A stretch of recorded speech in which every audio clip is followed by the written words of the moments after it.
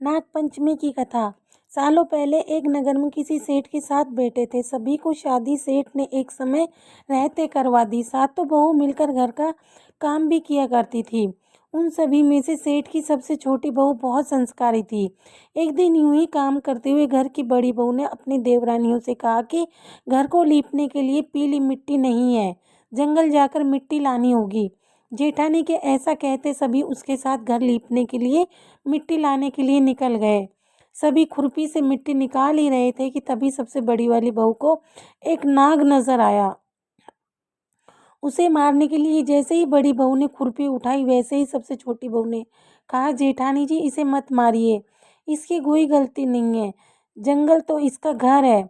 अपनी देवरानी की बात मानकर नाग को कुछ नहीं किया। तभी उस छोटी बहू ने नाग से कहा कि आप एक जगह पर जाकर अलग बैठ जाइए, हम तब तक मिट्टी खोदते हैं, फिर आपके पास आएंगे। इतना कहकर सभी मिट्टी निकालने लगे और कुछ देर बाद चले गए। सभी के दिमाग से नाग वाली बात निकल गई थी। अगले दिन छोटी बहू को अचानक से याद आया कि उसने नाग को इंतजार करने के लिए कहा था। वो तुरंत अपनी सभी जेठानियों को अपने साथ लेकर नाग के पास चली गई। वहां देखा तो वो नाग उन सभी के इंतजार में उसी जगह पर बैठा हुआ था। नाग को देखते ही छोटी बहू ने प्यार से कहा, भैया हम लोग कल आपके पास आना भूल गए थे, उस बात के लिए आप हमको माफ कर दीजिए। जवाब में नाग बोला, तुमने मुझे भाई कहा है, इसलिए मैं तुम्हें दंड नहीं दे रहा हूँ, नहीं तो अब तक मैं तुम्हें डस चुका होता।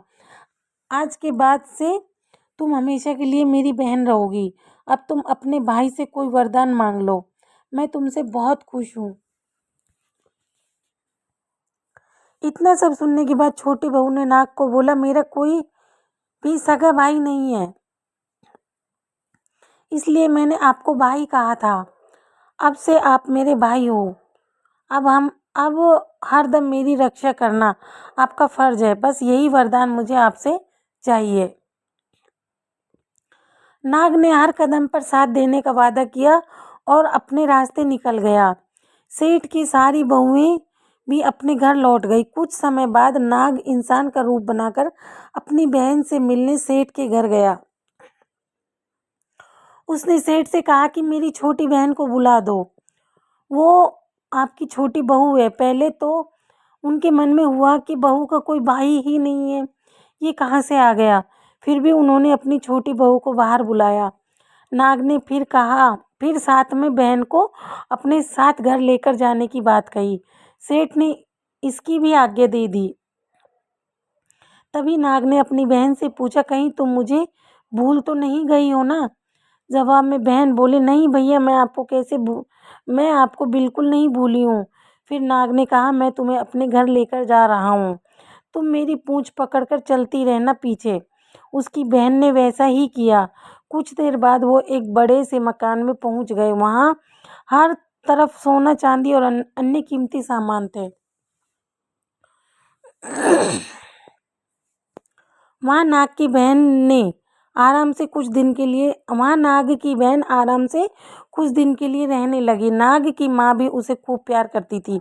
एक दिन नाग की माँ ने छोटी बहू को अपने भाई के लिए दूध लेकर जाने के लिए कहा। छोटी बहू ने दूध को गर्म किया और भाई के पीने के लिए दे दिया। अब गर्म दूध पीते ही नाग का मुंह जलने लगा। यह सब देखकर नाग की माँ को खूब गुस्सा आया। नाग ने किसी तरह से अपनी माँ के गुस्से को शांत किया और बताया कि उसकी बहन को नहीं पता था कि मैं गर्म दूध नहीं पी सकता हूँ।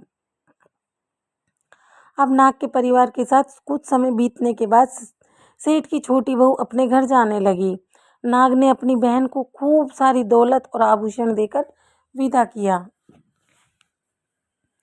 बहू के साथ घर में इतना सारा धन आते देख सेठ और उसकी जेठानियां हैरान हो गई। एक दिन नाग की बहन को घर की बड़ी बहू ने कहा कि तुम अपने भाई से और सोना चांदी लेकर आओ, उसके पास तो खूब पैसा है, वो तुम्हें मना नहीं करेगा। छोटी बहू ने अपने भाई नाग को यह बात बताई।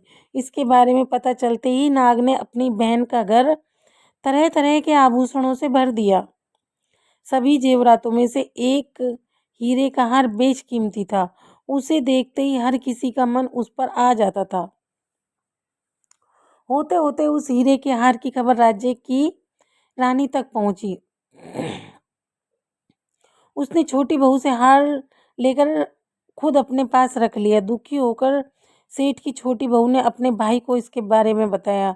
गुस्से में उसके नाग भाई ने रानी के गले के हीरे के हार को नाग बना दिया।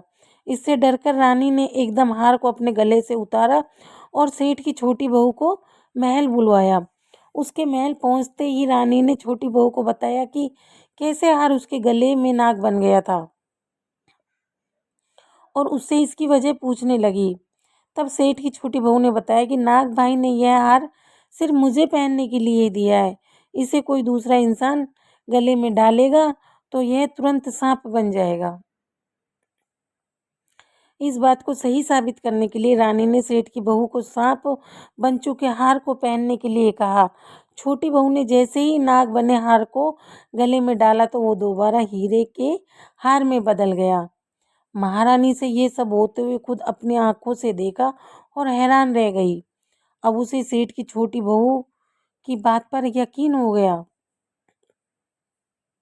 उसने हार छोटी बहू को अपने साथ लेकर जाने के लिए कहा। इतना सब होने के बाद रानी ने सेठ की छोटी बहू को कुछ सोने की मुद्राएं देकर महल से विदा कर दिया। अब सेठ की छोटी बहू घर में सोने के सिक्के लेकर पहुंची। यह सब देखकर सेठ की बड़ी बहू को जलन होने लगी। उसने सोचा कि क्यों न ऐसा किया जाए जिससे देवरानी परेशान हो जाए। उसने अपने देवर से पूछा, आखिर तुम्हारी पत्नी को इतने आभूषण, धन, ये सब कैसे मिल रहा है? तुम्हें उस पर ध्यान देना चाहिए। यूं ही तो कोई किसी को इतना सारा धन, जेवरात और सोने के सिक्के नहीं दे देता है। पता करो कि आखिर क्या मामला है। भाभी से अपनी पत्नी के बारे में इतना सब सुनने के बाद उसके मन में अपनी पत्नी के लिए शक पैदा हो गया। उसकी हर बात को शक भरी निगाहों से देखने लगा। एक दिन इस बारे में उसने अपनी पत्नी से बात की। खुद के लिए अपने पति से ऐसा सब सुनने के बाद वो दुखी हो गई। उसने सीधे अपने भाई नाग से मुलाकात की और अपने पति द्वारा कही गई सारी बातों के बारे में बता दिया। अपनी दुखी बहन को देखकर नाग को भी गुस्सा आया। सीधे वो अपनी बहन के पति से मिला और बोला कि अपनी बहन को जेवरात और दूसरे तोहफे मैंने दिए हैं। तुम्हें उस पर किसी भी तरह का शक करने की ज़रूरत नहीं है। वो बहुत ही अच्छी है और अगर आगे से कभी भी तुमने उसे गलत कहा या उस पर शक किया तो मैं तुम्हें जिंदा खा जाऊंगा। नाग से ये सब सुनने के बाद सेठ के बेटे ने उससे माफ़ी मांगी और कहा कि आज के बाद मैं ऐसा बिल्कुल नहीं करूँगा। आप मेरे ऊपर गुस्सा मत कीजिए। मैं आपकी बहन को किसी तरह का दुख नहीं दूंगा।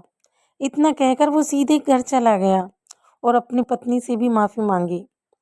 उसके बाद दोनों खुशी खुशी साथ में रहने लगे। इस तरह सेठ की छोटी बहू हर हर तरह की मुसीबत में अपने भाई को याद करती और वो उसको उसकी परेशानी को दूर कर देता। इसी तरह नाग पंचमी का त्यौहार शुरू हुआ और सभी महिलाएं नाग को अपना भाई मानकर पूजते हुए उन्हें दूध पिलाने लगी। कहानी से सीख मिली। नाग पंचमी कथा से दो सीख मिलती हैं। पहली यह कि किसी दूसरे के भड़कावे में और उनकी बातों से प्रभावित होकर अपने लोगों पर शक नहीं करना चाहिए। दूसरी सीख है कि अच्छा करने और सोचने वालों को उसका सकारात्मक फल जरूर मिलता है। ऐसे ही और वीडियो के लिए हमारे चैनल को सब्सक्राइब करें, वीडियो को लाइक करें। धन्यवाद दोस्तों।